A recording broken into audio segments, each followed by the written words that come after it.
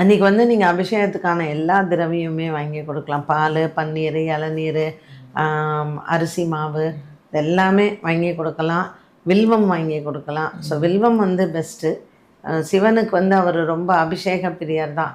So நீங்கள் அவரை வந்து ஒன்றும் இல்லை, கங்கா ஜலத்தை விட்டாலே அவர் ரொம்ப ஹாப்பி. அதனால் கோவிலுக்கு வந்து என்ன விதமான திரவியம் வாங்கி கொடுத்தாலும் நல்லது. அன்றைய முழு நேரம் முழுவதுமே நம்ம விரதம் இருந்து வழிபாடு செய்கிறதுன்றது ரொம்ப முக்கியமாக மேம் பண்ணலாம். பட் இந்த காலத்துல எல்லாம் எல்லாருக்கும் கஷ்டம். அதனால் நான் என்ன சொல்லுவேன்னா, அப்படி பட்னி கடந்து நீங்கள் சிவனை வழிபாடு செய்யணுங்கிறது அவசியம் இல்லை. அரிசி உணவு சாப்பிடாமல் இப்போ நீங்கள் வந்து சுண்டலாக சாப்பிட்லாம், இல்லைன்னா ஸ்ப்ரவுட்ஸ் சாப்பிட்லாம், அந்த மாதிரி சாப்பிட்லாம்.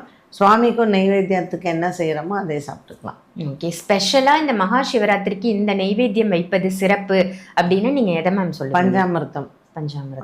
5 வந்து கண்டிப்பாக இருக்கணும். வாழைப்பழம்,